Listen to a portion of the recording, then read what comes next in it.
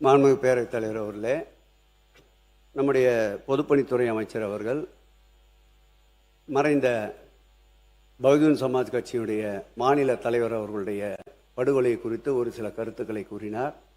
ஒரு கருத்து பெருசா தெரியல. இல்ல இல்ல இல்ல அல்ல விளக்கம் சொல்லி அவன பெரிய குற்றச்சாட்டுல இல்ல வழக்காடு மன்றத்தில் இருக்குதுன்னா நீங்க ரொம்ப டீடைலா பேச விட்டு கூடாது. அவரை பேச விட்டு கூடாது. என்ன சொன்னார் அவரு? இல்ல இல்ல இல்ல இல்ல நான் எதுவும் குற்றச்சாட்டு சட்டத்துறை அமைச்சர் தான் போறேன். மாண்பு சட்டத்துறை இருங்க இருங்க இல்ல என்ன சொல்ல வர்றான்னு கேளுங்க. இல்ல இல்ல மாண்புமிகு பேரவைத் தலைவர்களே, அது பொதுவாக அவங்க குடும்பத்தினர் என்ன சொன்னார்களோ அதை குறித்து சொல்லப்பட்ட விஷயம். அதை ஏதோ தனிப்பட்ட குற்றச்சாட்டு போல இவர்கள் பேச வேண்டியது. அவர் பேரை சொன்னதுனால இருங்க, அவர் பேரை சொன்னாரோ தவிர்த்து பொதுவா அவங்க குடும்பத்தினர் என்ன சொன்னாங்களோ அதுதான் சொன்னாரே தவிர்த்து இது எல்லாத்துக்கும் பாருங்க ஊழல்னு சொன்னா நாங்க எஞ்சி நிப்போம், பொதுவா அந்த குடும்பத்தை எதுனா சொல்ல எஞ்சி நிப்போன்றதான் பொதுவா சொல்லப்பட்ட விஷயங்களுக்கு எல்லாத்திற்கும் நாங்கள் தனிப்பட்ட முறையில் எஞ்சி நிப்போன்றதை தவிர தயவு செய்து பொதுவாக சொல்லப்பட்ட விஷயமா தவிர்த்து வேற எதுவும் இல்லை. உட்காருங்க. மாண்புமிகு பொதுப்பணித்துறை அமைச்சர் அவர்கள் அவர் மாண்பு உறுப்பினர் சேகர்பாபு பற்றி சொன்னதுனால அவர் அதை பற்றி விளக்கம் கூறலாம். ஆனால் வழக்கு நிலுவையில் இருக்கிறது, நடந்து கொண்டு இருக்கிறது. அதனால் அதை பற்றி விவரங்களுக்குள்ள யாரும் போகக்கூடாது. அவர் என்ன சொன்னாரு? பொதுவானதான் சொன்னார். அவங்க மனைவி அப்பதான் சொன்னார். இன்னும் வழக்குள்ள போவத வழக்கை பற்றி அவர் என்ன பேசினார்? ஒன்றும் பேச சொல்லுங்க. இவர் பேரே அவர் சொன்னதுனால அவர் பதில் சொல்லட்டும், அவ்வளவுதான். சொல்லுங்க.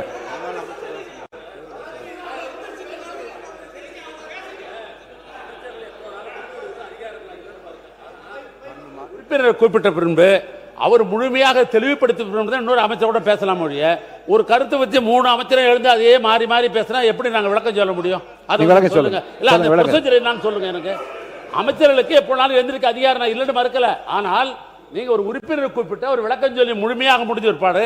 அதில் அமைச்சர் தவறுன்னு நினைச்சாலும் திருப்தி அடையலாம் அவர் சொல்லலாம். ஒரு அமைச்சர் பொதுப்பணித்துறை அமைச்சர் ஏற்கனவே பேசியிருக்கா, அதுக்கு பதில் சொல்றதா எழுந்திருக்கிறார். உடனே சட்டத்துறை அமைச்சர் அவர் எழுந்திருக்கிறார். அப்புறம் சமூக நீதித்துறை அமைச்சர் அவர் எழுந்திருக்கிறார். அப்ப எப்பதான் நாங்க சொல்லி பதில் கொடுக்க முடியும்?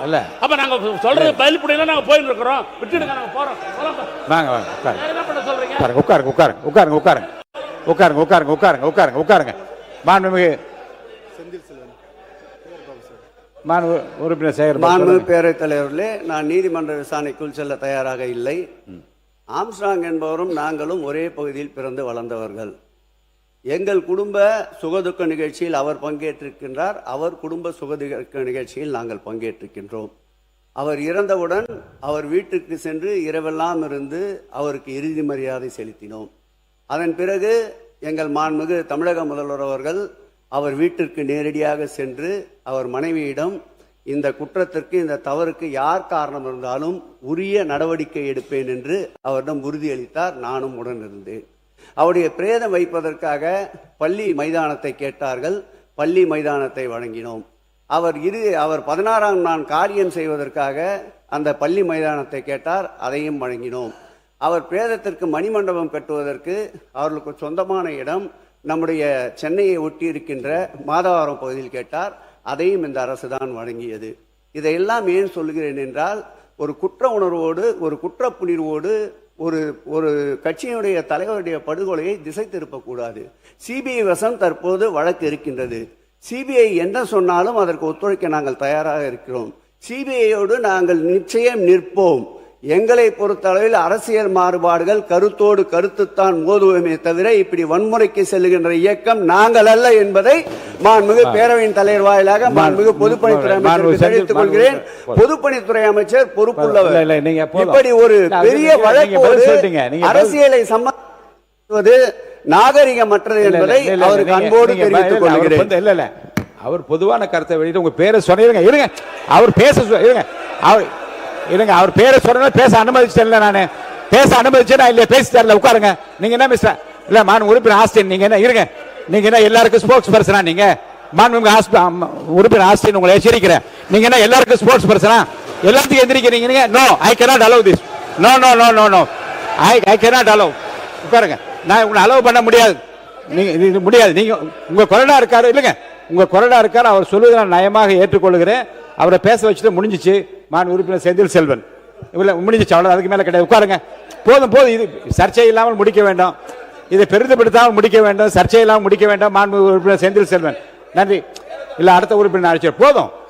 அவர் கொடுத்த விளக்கம் அவ்வளவுதான். அவர் தன்னை வந்து தனக்குரிய விளக்கத்தை அவர் கொடுத்துட்டு அது போதுமானது. அதுக்குள்ள போகாதீங்க, உட்காருங்க, உட்காரு. அந்த பிரச்சனைக்குள்ள போகாதீங்க. சொல்லுங்க. வேண்டாம், நீங்க பேசுங்க, நீங்க பேசுங்க,